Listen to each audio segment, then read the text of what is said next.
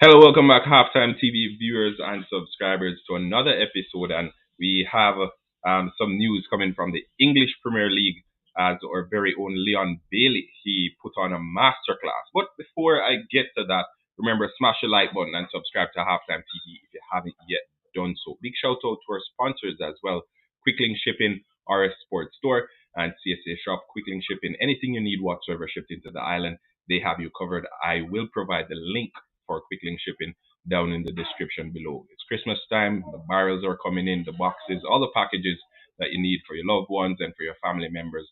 You can ship them in through Quicklink Shipping. All right, telephone number 876-454-1979.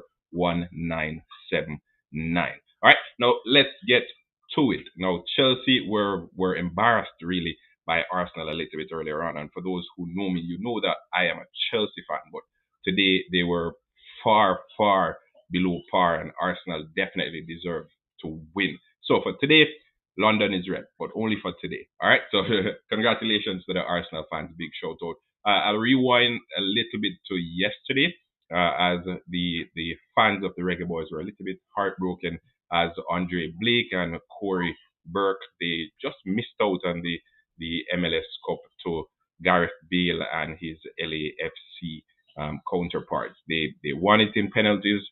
Andre Blake saved the first penalty, but in the end, it finished 3 goals to nil in penalties. All right, after a 3-3 draw in full time. But I think we can take some solace from this weekend's occurrences, especially today, where we saw a big performance from Leon Bailey. And I think this has been coming so far this season. He's getting better and better on a number of occasions. I've come on here, I've used my platform, and I've spoken to you, the viewers and subscribers, about him basically saving Steven Gerrard's job, extending Gerrard's stay by another week, another 2 weeks, that sort of thing. I think he is the man that Unai Emery will be depending on going forward. I think earlier on in this game, within the first 5 minutes, he was a threat, and Lisandro Martinez, that has been spoken of so highly throughout this season so far as Manchester United's best and most consistent defender, he was rattled. Leon Bailey had him on his heels throughout the entirety of the game, and one goal, an elbow in the side, and a yellow card later, Leon Bailey had gotten the job done. Lisandro Martinez, he tried his best, and I think when Leon Bailey stepped off the pitch on the 69th minute, I want to say, Lisandro Martinez was extremely happy to see the back of him. So, big performance from Leon Bailey, and for today, we're going to call him Lionel Bailey. All right, he put on a Messi-esque performance, and I think this is what we love to see. And even the commentators, they were speaking about it. They were speaking about how sharp he was. This is actually the sharpest they've seen him in quite some time. And I did in one of my previous videos allude to the players who were going to the World Cup and who were sure that they were going to the World Cup, and how slight they were. They were trying to stay out of tackles. They were trying to avoid challenges and that sort of thing. Leon Bailey, we know Jamaica's hopes of getting to the World Cup. We don't have any hopes really. We're not in the mix. We're looking forward to World Cup 2026. So quite frankly, he can play. He can play with a free head, unlike a lot of the players who we're seeing for their respective club teams. The players are getting injured left, right, and center. They don't want to get injured for whatever reason, so they're hiding from tackles, as we've seen with Raheem Sterling and a number of others throughout the past couple of weeks. But Leon Bailey today was fantastic, and I think any team of the week that's going to be constructed tomorrow, or whatever day it is, he needs to be a part of that. All right, so big performance from Leon Bailey. We hope he builds on that, and it's a good start for Unai Emery as well. If you remember correctly, he was with Arsenal, so he was in the English Premier League before. He's had a very decorated career. He's won the Europa League on a number of occasions, and who knows, probably he's the man to take Aston Villa back into Europe. I'm not calling it too early. I don't want to get ahead of myself, but based on the credentials of Unai Emery, he definitely has what it takes to get Aston Villa into Europe, especially because Aston Villa, they're being backed. They're being backed. The club is being backed by the board. If you check back to the summer transfer window, they were supporting Gerrard. They gave him a purse to spend on who he wanted to spend on, but team. Gerrard didn't have an identity to put on the team. He didn't have a way he wanted the team to play. And I think Unai Emery is different. He's extremely versatile in his tactics. He knows how to press. He knows how to sit deep.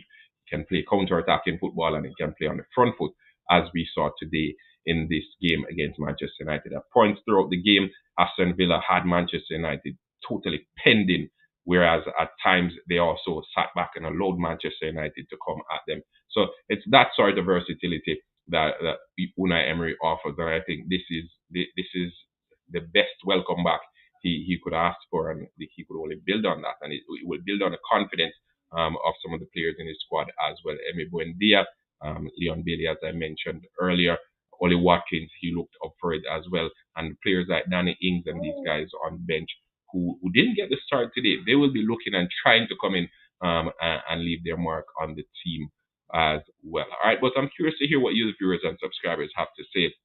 Are you impressed by Leon Bailey's start to the season so far? Again, Leon Bailey, he tends to show up against big teams. He scored against Manchester City, scored again against Manchester United today, and I think he got one against Southampton as well. So scored against Manchester. Whereas we can say London is red, we have to say Manchester is claret for now, as Leon Bailey is definitely responsible for the Manchester clubs. And although they didn't secure all 3 points in that game against Manchester City, I think him showing up, and we saw it in Leverkusen as well. He scored against Bayern Munich on a number of occasions, so he tends to show up in the big games, and he is a big game player. And those are the sort of players that clubs like Aston Villa they rely heavily on. Jack Grealish, he was the one who was taking Aston Villa for so long. He was carrying them on his back.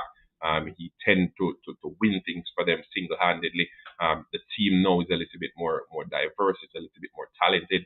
The workload is a little bit more widespread. So you have a number of other players chipping in.